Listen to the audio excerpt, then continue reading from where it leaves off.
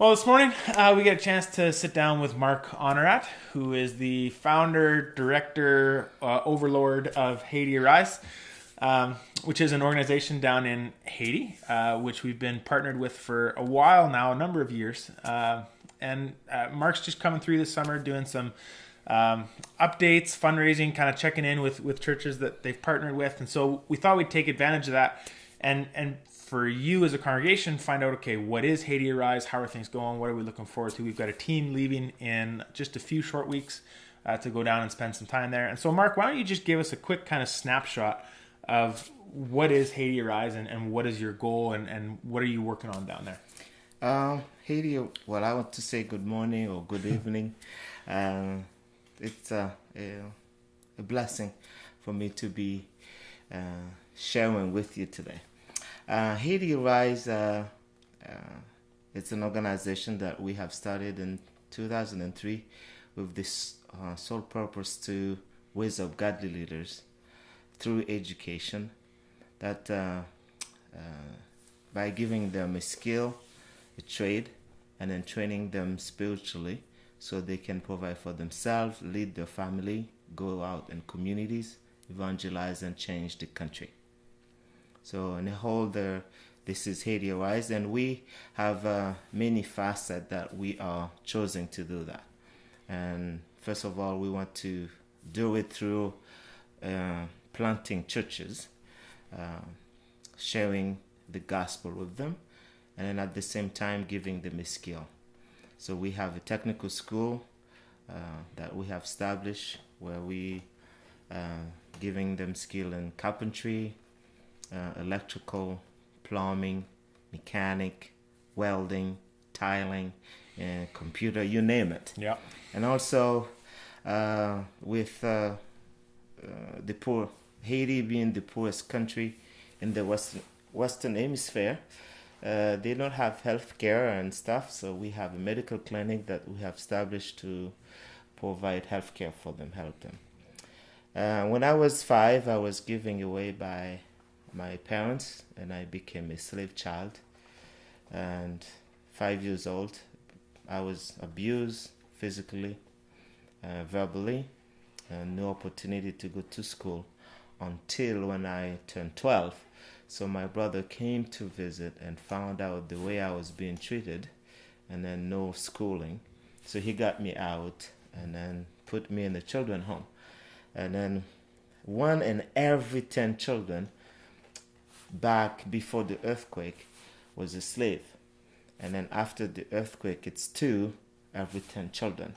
So we are working on a children village where we already have 2 buildings that's almost ready to go.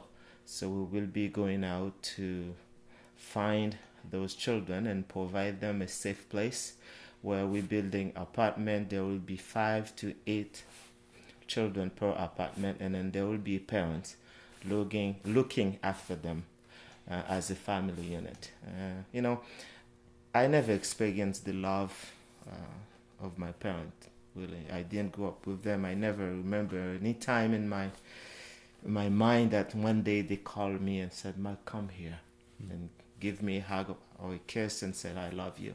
So we want to create that kind of environment for those children.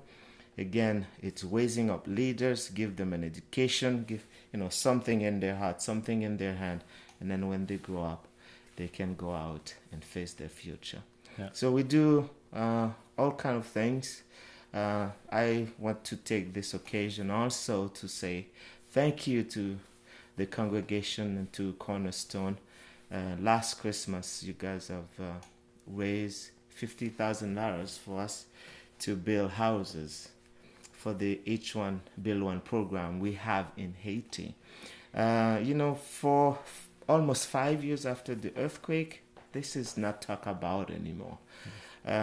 We have more application now for houses than 2 years before the earthquake, because the big organization that came down after the earthquake to build shelter home, like 10 by 10 home with plywood or tops, they eat up by termites and humidity. and the people are pretty much back where they were from before. So as long as we have finances, we will keep this program going, because there is something about being in a safe home, and the people being very happy, and then they are very enthusiastic and want our houses. So we want to say thank you for your investment. Thank you for taking a bit of what you have and helping the Haitian people. So this is Haiti ARISE, and I don't know if I can list everything that we're doing. So we have lots of other programs that we do. We call them community transformation. We drill well for people. We're sending children to school. We do have an elementary school that we have about 400 children in school now receiving education. So almost 500 in the tech school, and then 400 in the elementary school, and the medical clinic functioning every 3 days a week, seeing about 60 to 70 patients a day. So it's been just awesome. It's a busy place. It is a very busy place. Yeah. And there's more stuff coming, right? There's more buildings with the Children's Village. The dream is to move the elementary school off your compound into that unit there. Absolutely. The elementary school we have now, it's in a temporary building. The last 2 years, we can't add any more classes or receiving any more children because the space is crowded. So we can't take any more.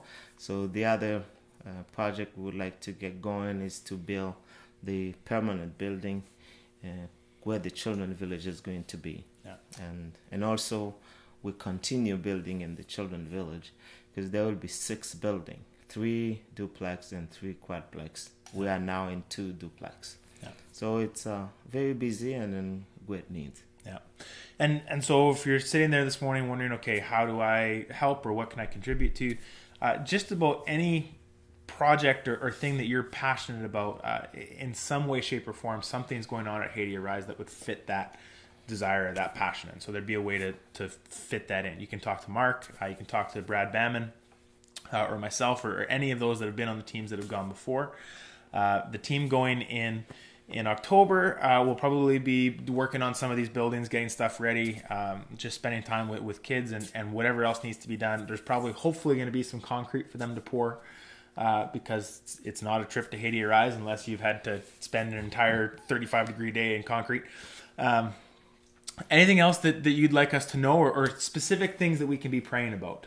Well, you can keep praying for us, me and my family, that we will continue to remain faithful in serving the Haitian people, serving the Lord, and make sure that the gospel continue to go out. And also, I don't know, it's a big undertaking. So pray that God continue to provide for our need, send children to school, provide health care for the people, and then the Children's Village, we would like to get going actually in the fall, but because we have lots of need to be taken care of, we're actually looking for plumber, electrical, carpenters to come down and help us get the 2 buildings we have ready for those children. We would like to have it open in the new year. Yeah. So it's really lots of need, but God has been faithful. So the way to be involved, and it's overwhelming. You can come in the tech school and teach. If you have a trade that you would like to teach it, and come and help those young people have something in their hand. And it's a broad thing. Yeah, no, absolutely. For us as staff and a board, we're big fans of what's going on at Haiti ARISE and for you guys, and we want to continue to champion and support that. And so we encourage you as a congregation to find ways to be a part of what's going on down there and to find your fit. So thanks a bunch for coming. And we look forward to hearing next year what God's doing and where we've gone. So yeah, thanks, thank Mark. you. Thanks for having me, and God bless all God bless you all.